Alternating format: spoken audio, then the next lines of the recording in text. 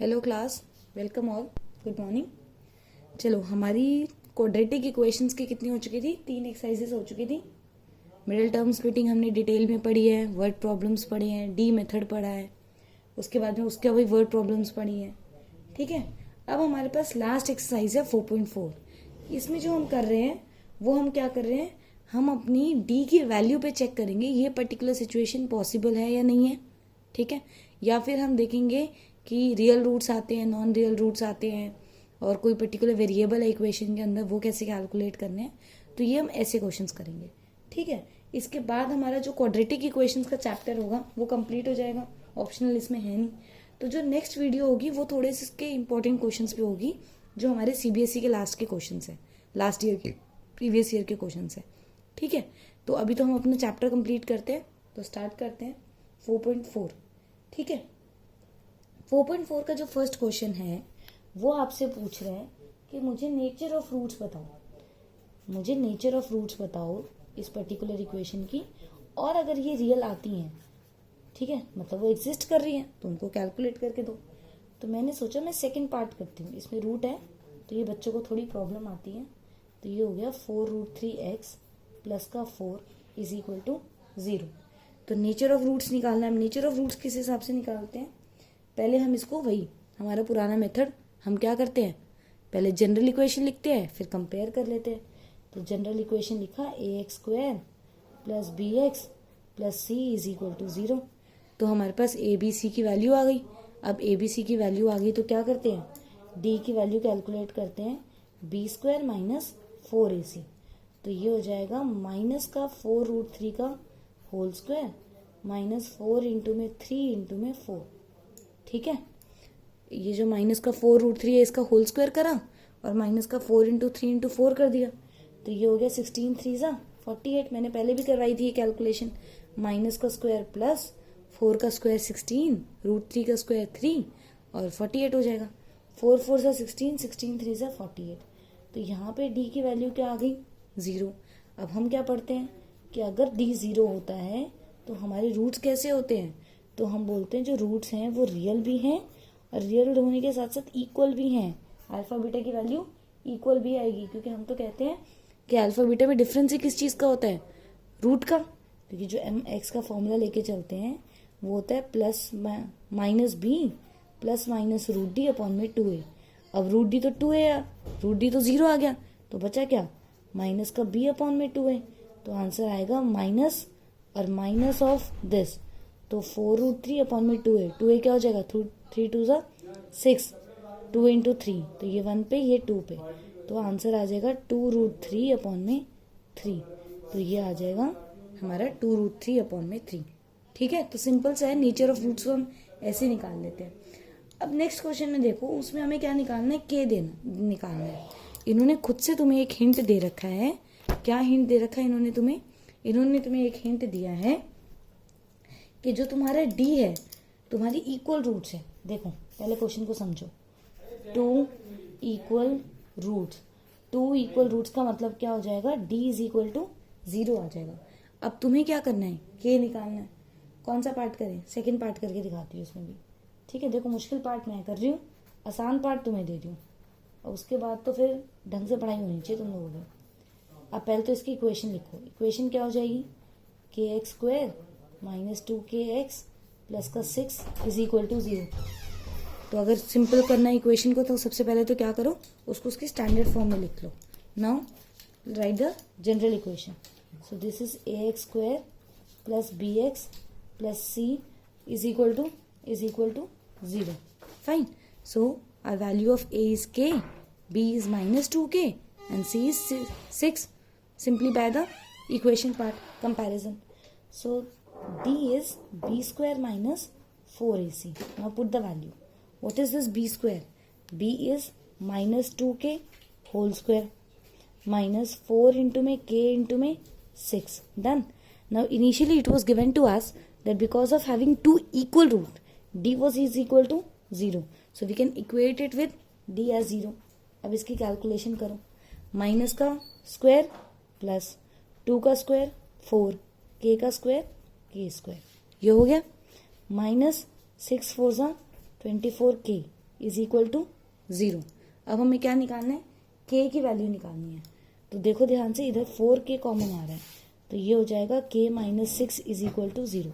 अब जैसे फैक्टर्स को करते हो कि इन दोनों का प्रोडक्ट 0 आ रहा है, तो वैसे जब तुम 4k को इज इक्वल टू 0 करोगे तो k की वैल्यू क्या आएगी, 0/4, दिस इज 0।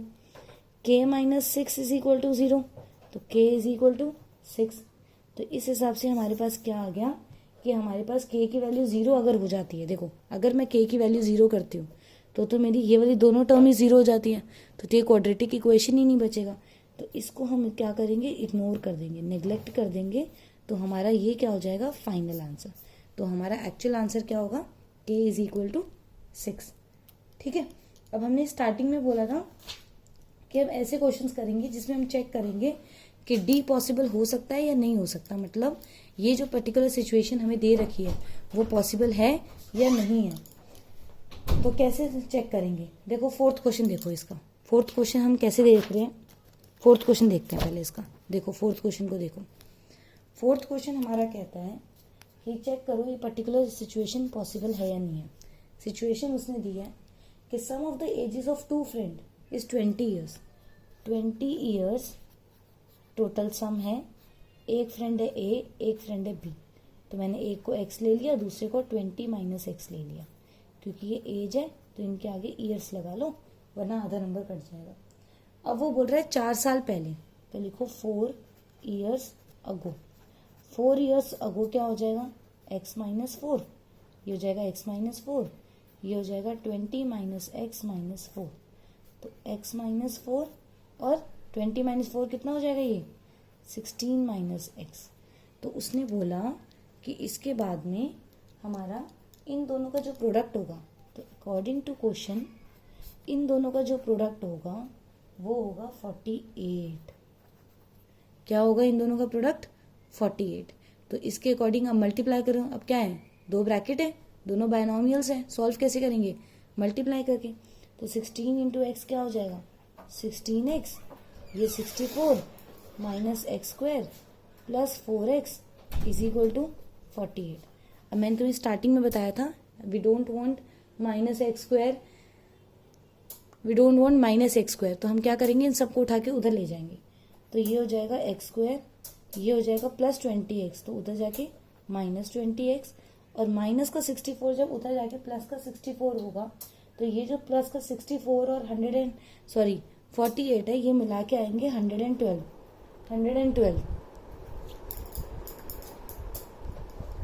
ठीक है, ये हमारी बन गई एक क्वाड्रेटिक इक्वेशन।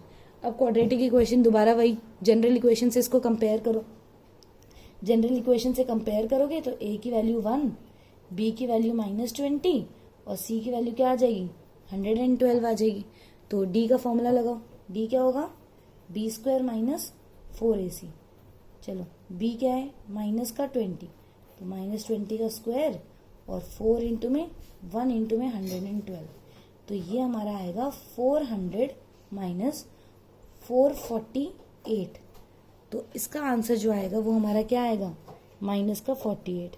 अब याद करो फर्स्ट क्लास क्वाड्रेटिक इक्वेशन की, हमने पढ़ा था if d is less than 0 तो वो क्या हो जाएगा, नॉन रियल रूट्स आएंगे, और नॉन रियल रूट्स तो हमें कैलकुलेट ही नहीं करना। तो इसका मतलब ये पर्टिकुलर सिचुएशन क्या हो जाएगी, नॉट पॉसिबल हो जाएगी। ठीक है, ये हमारी सिचुएशन कैसी हो जाएगी, नॉट पॉसिबल हो जाएगी। तो ये पॉसिबल नहीं हो सकता कि 2 फ्रेंड्स जिनकी एज कितनी थी, जिसकी एज का सम 20 था, वो 4 साल बाद उनकी एज का प्रोडक्ट जो है वो 48 है। ये पर्टिकुलर सिचुएशन पॉसिबल नहीं है। अब देखो कैसी सिचुएशन पॉसिबल हो सकती है, उसके लिए हमें 5th क्वेश्चन करके देखना पड़ेगा। तो 5th क्वेश्चन हमारा किस हिसाब से है, 5th क्वेश्चन में उसने हमें बोला है कि एक रेक्टेंगुलर डिजाइन करो जिसका पेरीमीटर और एरिया दे रखा है। एक रेक्टेंगल डिजाइन करो, रेक्टेंगल डिजाइन करेंगे तो क्या होगा, उसका कोई लेंथ होगा, ब्रेड्थ होगा। अब उसने हमें पेरीमीटर बोला है, पेरीमीटर क्या होता है, 2l + b। ये कितना दे रखा है, 80। देखो 2 इधर मल्टीप्लाई हो रहा है, उधर जाके डिवाइड होगा, तो l और b का सम कितना आ गया, 40। तो अगर हम इस हिसाब से लें, अगर हम इसको l और b को डिवाइड करें तो हम एक को x और एक को 40 माइनस x ले लेते हैं, क्योंकि फाइनली हमें काम किस में करना है, क्वाड्रेटिक इक्वेशन में काम करना है। ठीक है, अब निकालो एरिया। तो एरिया हमारा क्या आएगा, 400। एरिया उन्होंने हमें दे रखा है कि 400 है, गिवन क्या है, एरिया इज इक्वल टू 400। अब sorry 400 not 44, sorry for the over writing. Done, 400 metre square. अब इसमें इक्वेशन पुट करो। एरिया होता क्या है, लेंथ इनटू ब्रेड्थ। ये होता क्या है, L B is equal to 400। L की वैल्यू क्या है, एक्स, और बी की 40 minus X is equal to 400।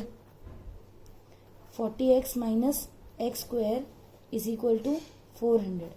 Minus का एक्स स्क्वायर उधर जाके प्लस का एक्स स्क्वायर, तो X square minus 40x plus का 400 इज इक्वल टू 0। अब निकालो डी की वैल्यू।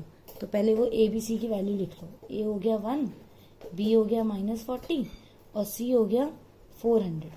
ठीक है, तो डी की वैल्यू कैसे निकालोगे तुम लोग, फॉर्मूला लगा के, बी स्क्वायर माइनस 4ac। तो बी स्क्वायर हो गया -40 का स्क्वायर माइनस 4 इंटू में 1 इंटू में 400। तो ये हो जाएगा 1600 माइनस 1600 इज इक्वल टू 0। तो डी की वैल्यू 0 आती है, तब तो हम क्वेश्चन सॉल्व कर सकते हैं। तो as D is equal to 0, तो रूट्स कैसी आएंगी, रियल रूट्स आएंगी और इक्वल भी आएंगी।